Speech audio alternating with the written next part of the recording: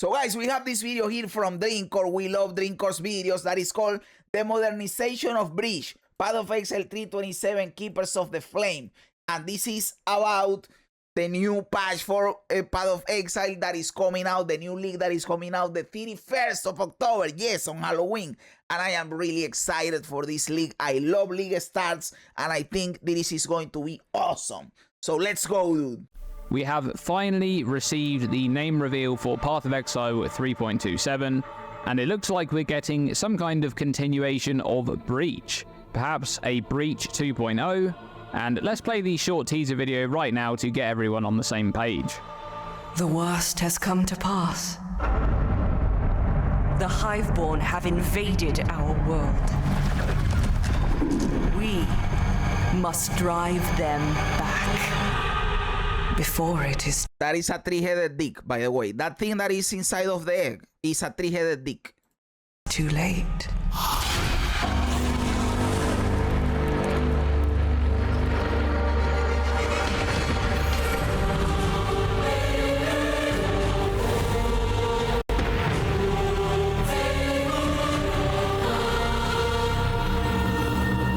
So there it is, the Keepers of the Flame. There's no mistaking this for anything else. The hands and the color scheme and the reference to the Hiveborn, all signs point towards some kind of extension to the Breach mechanic.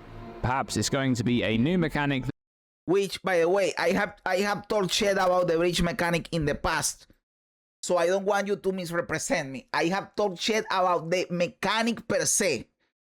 In PoE2, I feel like the Breach mechanic is antithetical to what PoE2 should be.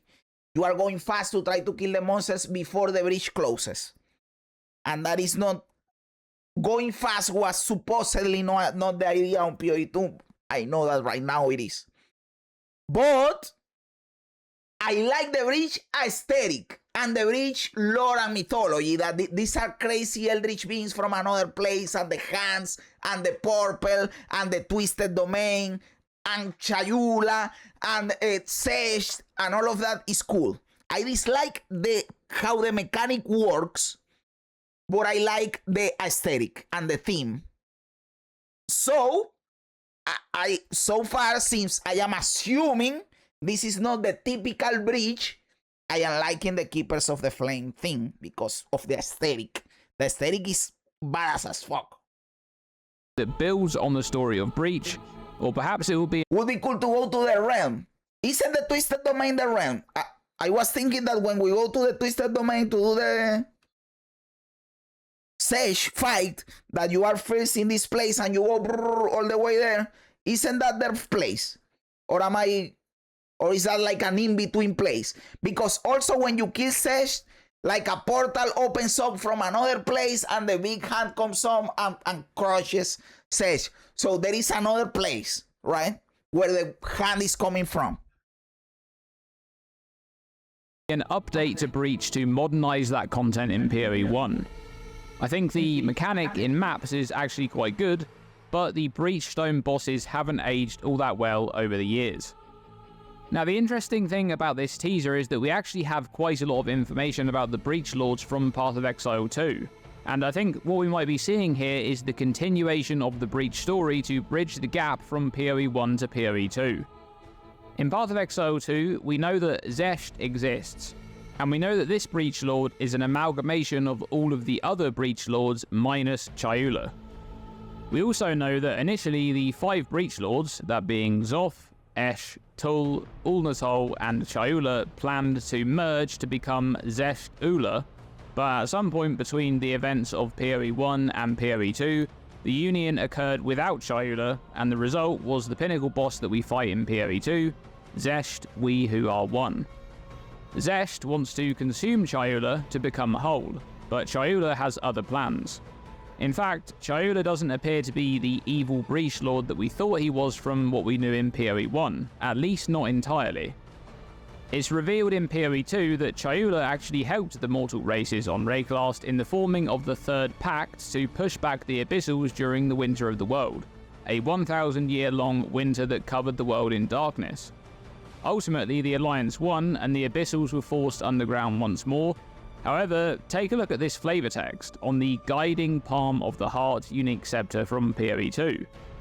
When the third pact was written in stone, the Dreamer gave the alliance of men and beasts knowledge. In return, they gave him a drop of blood, one from each of the races of Wraeclast. The Dreamer is a nickname for Chayula, so This is interesting as fuck, dude. I really like all this shit that Dreamcore is explaining in here. Chayula provided the mortal races with knowledge in exchange for a drop of blood from each race, which sounds a bit ominous. And we know that at some point between then and the events of PoE1, Chayula has become more sinister, eventually attacking the inhabitants of Wraeclast, and that is hinted at in the final sentence of this flavor text. In the centuries that followed, his will began to change. However, despite Chayula becoming the enemy during the events of PoE1, we know that he decided against the union with the other Breach Lords because his goals did not align with theirs. And we have some flavor text on other unique items in PoE2 that refers to this. First, we have the Guiding Palm of the Mind. Deep in thought, you would tremble the very air before you. Wreathed in light, you nurtured them all. And yet, your nature became you. The Dreamer mused with aching heart as remnants of forking tendrils burst forth. This is cool. So this is Chayula's thoughts about Xesht, and we have another one about Tool as well on the Guiding Palm of the Eye. With piercing eyes, you saw through the stillness. Undulating as one, you gloriously covered all in white. But I can bear you no longer. So this league is going to be, check this out. This league is going to be the breach, and I mean not breach. I mean breach, like when you go over a river, you know. I know that my pronunciation may make it difficult to differentiate the word that I am saying, but I mean this is the bridge that is going to connect the breach lore between PoE1 and PoE2. Because what he's saying is in PoE1 you have 5 breach lords. In PoE2 you have Xesht and Chayula. So, and at some point they merge. So this mechanic is going to be what explains how all of that happened. These 4 dudes merging, Chayula not merging, Chayula probably helping you. Maybe we work with Chayula or some shit like that. This is going to be the connection between the lore in the bridge between the 2 games. So this is also something that is opening possibilities for crazy mechanics and lore in both PoE1 and PoE2. They can do introductions in PoE1 that connect to stuff that is happening in PoE2 for the future. Brother, these 2 games have the potential to be insane. The Dreamer whispered with fogging breath, ice creeping down his hand. Something to note here is that both of these flavor texts seem to suggest that the union had already taken place at some point, with the final line of each perhaps hinting that Chayula had these thoughts while he was part of Xesht Ula, and that would align with the existence of Xesht Ula in PoE1. But perhaps at some point Chayula broke away from the other Breach Lords because his goals no longer aligned with theirs. And this is further supported by another unique from PoE2, the Palm of the Dreamer. We sometimes fail, we sometimes succeed. Who determines one from the other? I now know we can never be made one, if we are born of differing desires. And yet, I have hope for a new truth, and I will see it made real. The Benevolent Dreamer. Now, beyond that, we also have dialogue from Xesht, specifically one that they used during the attack that combines Xesht and Tool together. They fight once more. Further cementing the idea that a rift was formed that may have forced Chayula to depart. There's also another voice line from a different attack. Thought by thought, destiny unwinds. This one may be referring to the union of the Breach Lords, and that their destiny as Xesht Ula was undone when Chayula left. Okay, so what about the name of the league, the Keepers of the Flame? Well, from PoE2 we know that a Vaal organization known as the Cult of the Purple Flame existed, which were essentially worshippers of Chayula. There's also the Acolyte of Chayula Monk Ascendancy in PoE2, which is... And I will give you a heavy spoiler that you know if you read or you took a look at the art book for Path of Exile 2. This is a big spoiler, guys. A spoiler warning. The bad guys in Path of Exile 2 are the Twilight Order. We already meet them right now in Act 4. In Act 4, we meet the Twilight Order, which are the guys that are like preaching. And we go to their island in Arastas, and they lock us up in the church, and then they go out that Kanu betrays you to go with them. Oriana is with the Twilight Order.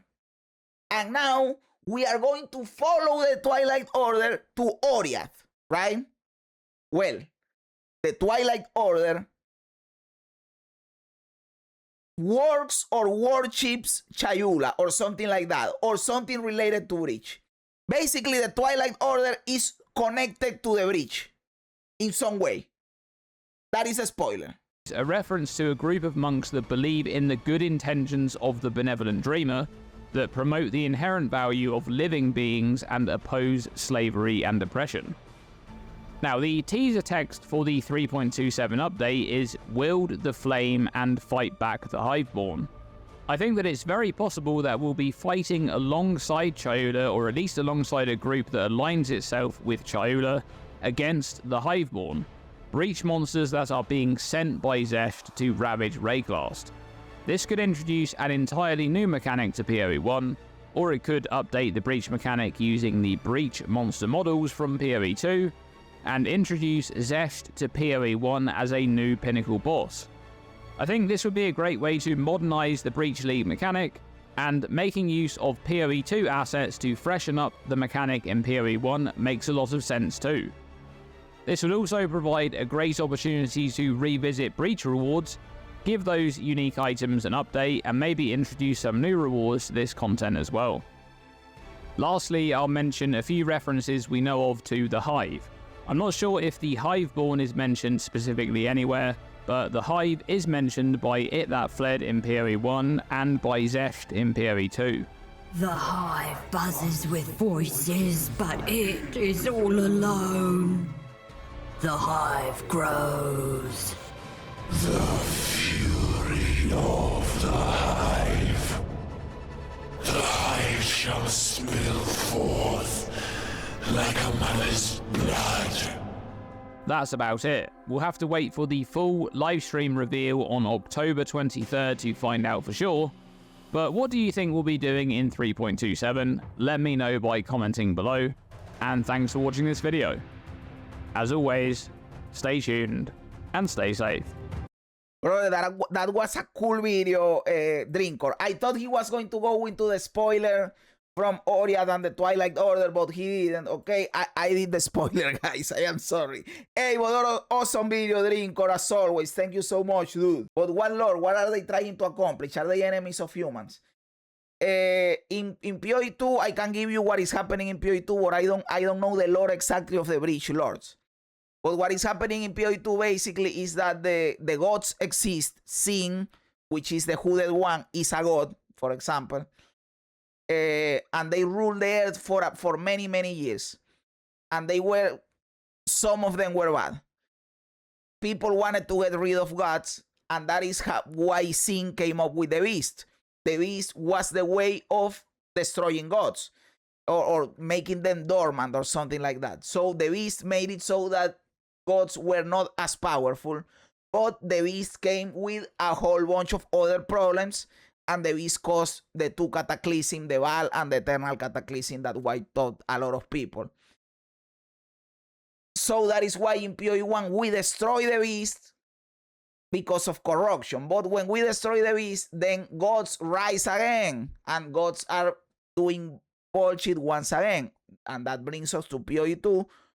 The Twilight Order, which are the antagonists in PoE2, basically are trying to, again, make gods irrelevant. They don't like that gods are going around doing shit. And how are they planning to do it? Again, by using the beast. And that is why Oriana seduces Count Geonor so that he steals the beast from Sin, from the Hooded One, and she's making the beast grow, and she's taking the beast all across Wraeclast because they want to grow the beast, to use the beast to defeat the gods. That is the lore in Path of Exile 2. What do you guys think? Am I right? Am I wrong? Am I a clown? Am I a genius? Let me know everything in the comments below. I love reading comments even when they don't agree with me. Also remember to like the video, to subscribe to the channel, all that cool stuff. Guys, thanks for being here. You guys are awesome. God bless you. And remember, don't be afraid ever, because this is just a ride.